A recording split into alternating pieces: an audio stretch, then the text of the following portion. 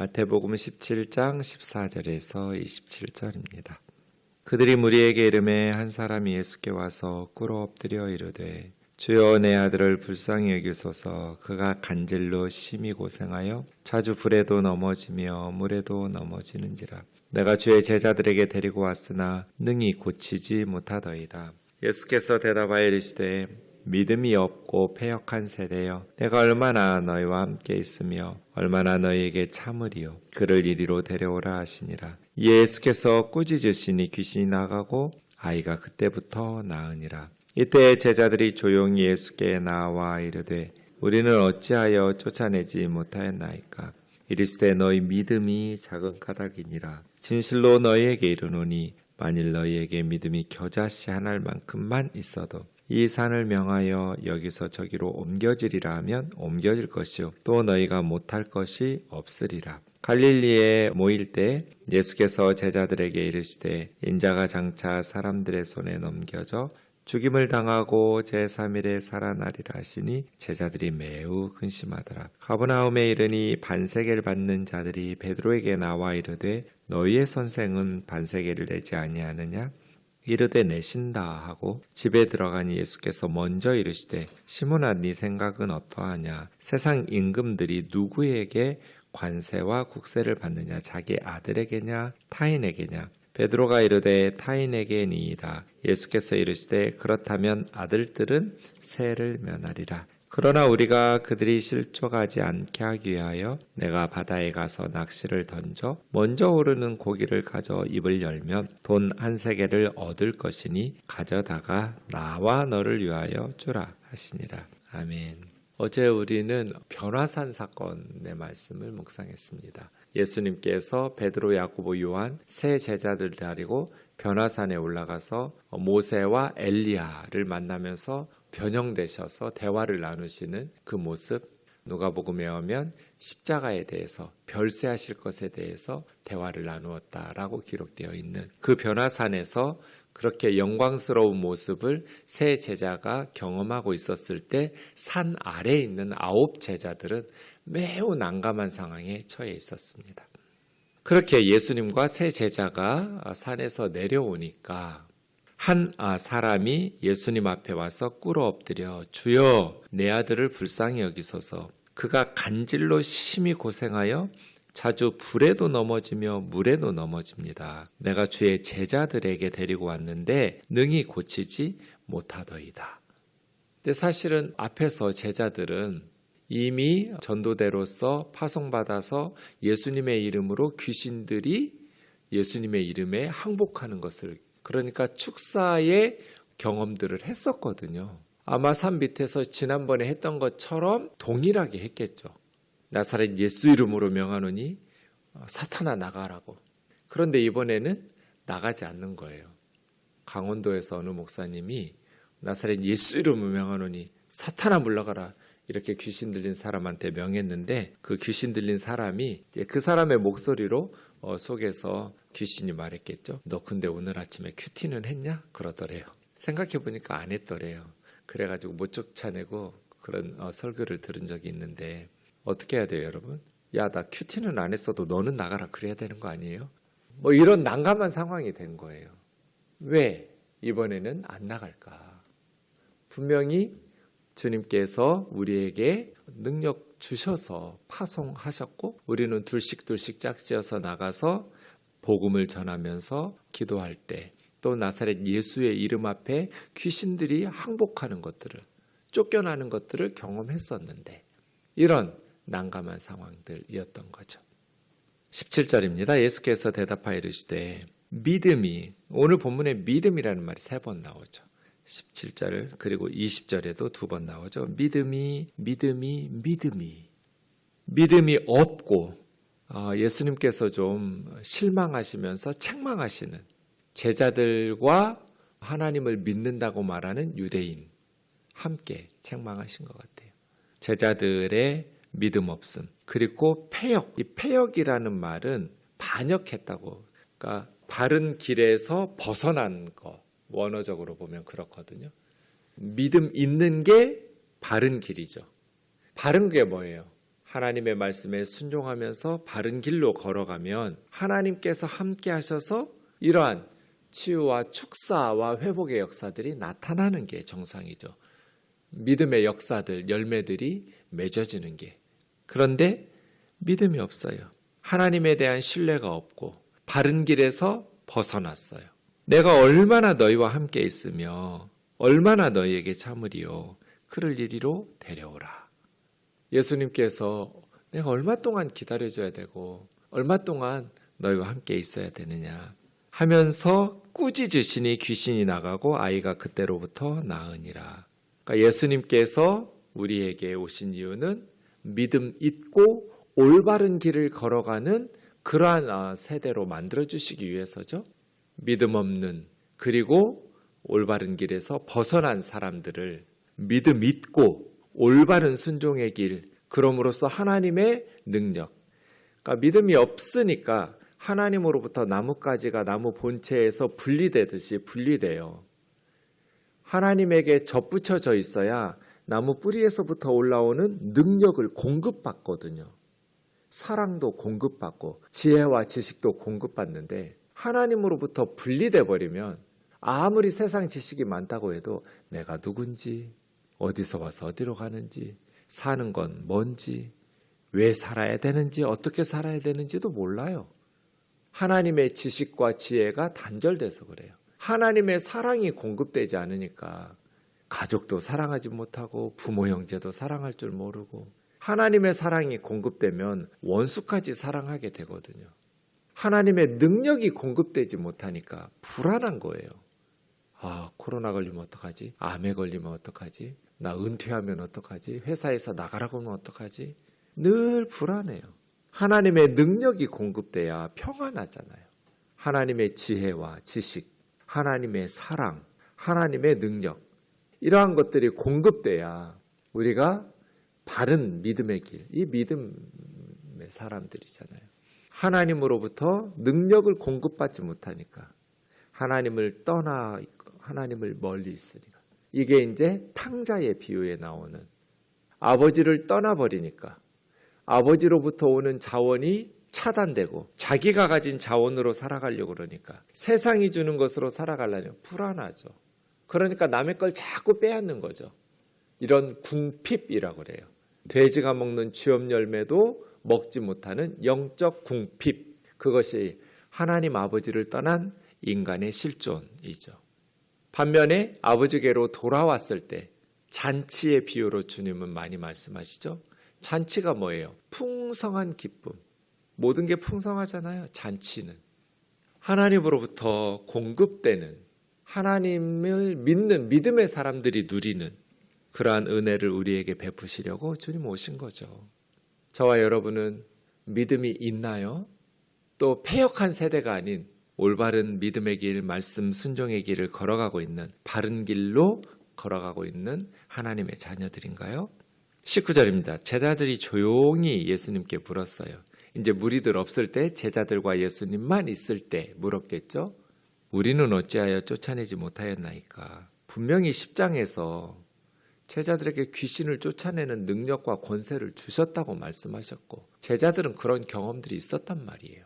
근데 왜 이번에는 안 됐냐고요. 너희 믿음이 작은 까닭이다. 믿음의 문제다. 그럼 믿음이 크면 이런 일을 할 수 있는가? 아니에요. 믿음이라는 것은 크고 작고의 문제라기보다는 핵심은 내가 믿음이 얼마나 좋으냐, 내가 얼마나 크냐에 있지 않아요. 하나님의 능력이거든요.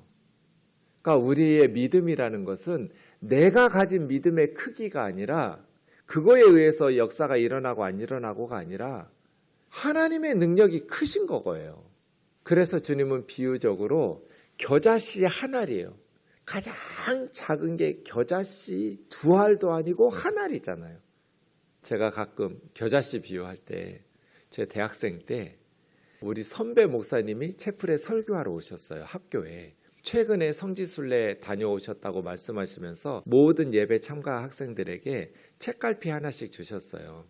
성경 구절 하나 하고 한쪽에는 겨자씨, 한쪽에는 사해바다 소금, 그냥 뭐 조금만 사다가 이렇게 해도 책갈피 엄청 많이 만들 수 있는, 참 정성만 들이면 되는 그런 선물 주셨는데, 저는 한치의 의심도 없이 제 거 받자마자 앞으로 나갔어요.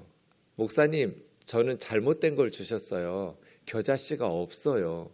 딴 걸로 바꿔주세요. 그런 거예요. 그랬더니 목사님이 제 걸 받아보시더니 많구만 그래요. 그래서 제가 다시 봤어요. 그랬더니 정말 겨자씨라고 네모칸 써있고 사이바다 소금이라고 네모칸 써있어서 이렇게 코팅해 주셔가지고 책갈피 주신 거였거든요. 겨자씨라고 써진 네모칸 안에 점 몇 개 찍혀 있어요. 점 몇 개. 아, 예수님이 겨자씨가 진짜 작다고 하더니 이렇게 작은 거구나. 아직도 잊혀지지 않아요. 근데 그 겨자씨 한 알이에요. 한 알. 두 알도 아니고 세 알도 아니고요. 한 알만큼 믿음이 있으면 충분해요. 얼마만큼 충분하냐면 이 산더러 저 바다에 옮겨지라고 명하면 옮겨질 거라고. 겨자씨 한 알은 가장 작다는 것을 비유적으로 말씀하신 것이고, 산이 옮긴다라는 것은 불가능한 일을 말씀하신 거잖아요. 꼭 산 옮기라고 우면산 옮겨 이런 식으로 하는 게 아니라 그만큼 불가능해 보일 만큼 힘든 일도 가능해진다는 거잖아요. 이것은 우리 믿음이 커야 된다가 아니라 하나님의 능력이 이렇게 어마무시하기 때문에 우리는 그 하나님을 신뢰하기만 하면 된다는 거거든요. 그래서예요. 새신자들이 예수 믿은 지 얼마 안 됐는데도 기도할 때 응답의 역사들이 많이 일어나잖아요. 어린 아이들이 기도할 때 엄청난 역사들이 일어나잖아요. 그러니까 우리 안에 있는 자원이 커서가 아니라 우리가 믿는 하나님의 능력이 크시기 때문이거든요. 겨자씨 한 알만큼의 믿음만 있었어도. 근데 제자들은 뭐 한 거예요? 그런 극히 작은 믿음도 없었던 거예요. 계속 의심하면서 나사렛 예수 이름으로 하니까 나가냐고요. 21절에는 없음이라고 써있죠. 기도와 금식이 아니면 이런 이유가 나가지 아니하느니라가 있음, 이렇게 각주가 있죠. 성경 원본은 지금 없어요. 창세기부터 요한계시록까지 하나도 없어요. 있을 텐데 발견되지 않았어요. 남아있는 건 사본이에요. 그래서 이런 21절 같은 게 있는 거예요. 사본들을 비교해 보면 어떤 사본에는 이 말이 있고 어떤 사본에는 이 말이 없기 때문에 없는 게 맞는 것 같다 하고 이렇게 표시해 둔 거예요.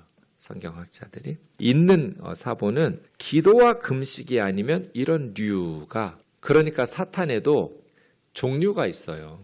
사람도 힘 센 사람이 있고 약한 사람이 있잖아요. 사탄도 그래요. 사탄 밑에 그 조무래기들도 예전에 나사렛 예수 이름을 명하노니 하니 나가라 했을 때 나갔던 것들은 그냥 약한 애들이었던 거예요. 근데 얘는 엄청 센 그러한 사탄, 그러한 귀신이었던 거예요. 이런 류라는 건 그런 뜻이에요. 어떻게? 기도와 금식으로. 우리가 그렇게 평소에 기도함으로써 금식함으로써 영성을, 그 하나님의 크신 능력을 신뢰하는 우리의 믿음을 키워가는 것이죠. 불가능한 것을 가능하게 만드는 것, 그것은 하나님의 능력이에요. 하나님의 능력. 그러니 하나님의 능력이 겨자씨만한 작은 믿음으로도 가능해요. 22절 두 번째로 이제 예수님의 죽으심을 예고하고 있습니다. 16장 21절 가이사랴 빌립보에서 첫 번째로 십자가에서 고난 받으실 것을 말씀하셨고, 오늘 17장 22절에서 두 번째로 사람들의 손에 넘겨져서 죽임을 당하고 3일에 살아나라 할 것을 말씀하시니 제자들이 매우 근심하더라. 24절부터 이제 반세계라면 유대 성인 남자들의 성전세라고 생각하시면 됩니다. 1년에 반세겔씩 모든 유대 성인 남자들은 성전을 운영하는 데 소용되는 성전세를 내야 돼요. 이게 출애굽기 30장에서부터 모세에서부터 이렇게 명령한 그러한 율법이에요. 근데 그 성전세 받는 반세겔 받는 사람들이 베드로에게 예수님이 베드로의 집에 거주하셨다라는 증거예요. 가버나움 베드로의 집에. 가버나움이 예루살렘 사역의 본부였다고 말씀드렸잖아요. 예수님이 본 동네라고 불렀던 가버나움에 아마도 베드로네 집에서 예수님께서는 숙식을 이렇게 함께 하신 것 같아요. 그러니 베드로에게 너니 선생 예수님은 왜 성전세를 내지 않냐고 반세계를. 그래서 베드로가 내신다 이렇게 대답한 거예요. 내실 거야. 예수님 계속 순회 사역 하시느라고 못 내신 것 같아요. 평소에도 내셨으니까 베드로는 당연히 내셔 라고 대답하고 이렇게 했는데 이제 예수님에게 그런 세금 걷는 사람들 만나서 대화를 나누고 베드로가 집에 오니까 베드로가 예수님에게 말씀하시기도 전에 먼저 예수님이 말씀하시는 거예요. 예수께서 먼저 이르시되 시몬아 네 생각은 어떠냐. 세상 임금들이 세금을 걷는데 뭐 관세든지 아니면 국세든지 자기 아들들에게 걷냐 타인에게 걷냐. 이 세상에 자기 아들들에게 세금 걷는 임금이 어디 있겠어요. 그 시대에. 자기 아들들에게 세금 안 낸다고 추궁하는 그런 임금은 없겠죠. 누구에게 세금 걷어요? 타인에게 걷죠. 베드로가 타인이죠. 예수님. 맞지? 그러면 성전에 하나님이 아들들에게 세금 내라고 할 리는 없잖아요. 무슨 말이에요? 우리는 하나님의 아들, 예수님은 하나님의 아들이고 예수님을 믿는 하나님의 백성들은 하나님의 자녀들이기 때문에 임금이신 하나님께서 세금 내라고 할 리 없지만은 그러나 그 사람들은 모르니까 실족하지 않도록 세금을 내자. 성전세 우리도 내자. 가서 낚시해가지고 첫 번째로 걸려오는 물고기 입을 열면 한 세겔이 있을 거야. 반 세겔씩이니까 한 세겔이니까 네 거하고 내 거하고 내면 되겠네. 이렇게 해서 성전세를 냈다는 거예요. 예수님은 그러한 권리가 있었지만 다른 사람들의 유익을 위해서 원칙을 위배하는 듯 실족하지 않도록 자신의 권리와 자유를 양보하신 거죠. 이것이 이제 공동체적 영성이라고 말할 수 있어요. 자기 권리와 자유만 주장하는 그건 자유가 아니고 권리가 아니에요. 다른 사람의 유익을 위해서 때로는 나의 자유와 권리도 포기할 수 있을 때 공동체적인 삶을 살아가는 그러한 배려라고 말할 수 있겠죠. 여기서 핵심은 물고기 입에서 동전이 나온 기적이나 예수님이 베드로가 말하기도 전에 먼저 말씀하신 것이나 이런 게 아니라 예수님은 하나님의 아들이라는 거예요. 임금이 아들에게 세금을 받냐? 안 받지 않냐. 하지만 그들이 실족하지 않기 위해서 내자. 예수님은 누구신가? 하나님의 아들, 임금의 아들. 그리고 예수님을 믿는 제자들도 임금의 아들들, 딸들. 그래서 우리 아들들은 세를 면하리라. 세금으로부터 자유롭지만 하지만 내자입니다. 예수님의 사역이 이제 점점 예루살렘을 향해서 십자가를 향해서 가고 있습니다. 십자가를 향해 가는 그 길 가운데 우리에게도 평소의 기도와 금식과 말씀으로 믿음을 키워가야 되고 영성을 유지하면서 경건에 힘써야 돼요. 그래야만 이런 유를 쫓아낼 수 있고 믿음의 역사가 나타나야 되거든요. 능력 있는 믿음의 사람들 되기를 주의 이름으로 축원합니다. 기도하겠습니다. 사랑하는 주님, 성경 안에만 능력이 있지 않게 하시고 입으로만 믿는다고 말하지 말게 하시며 우리 가운데 하나님의 자원, 하나님의 지혜와 지식도 성경 말씀을 통해서 하나님의 사랑도 성령님을 통해서 하나님의 능력도 하나님의 영을 통해서 기도와 금식을 통해서 우리의 믿음을 통해서 겨자씨 한 알만큼 작은 우리의 믿음으로도 우면산을 옮기고 청계산을 옮길 수 있다 말씀하시는데 하나님의 은혜 가운데 불가능한 일들을 포기하지 말고 예수 그리스도의 이름으로 하나님의 자녀된 권세와 하나님의 크신 능력으로 회복시키며 치유하며 살아가는 하나님 나라의 백성들 되게 하여 주옵소서. 우리는 하나님의 아들, 딸들이기 때문입니다. 예수님의 이름으로 기도하옵나이다. 아멘.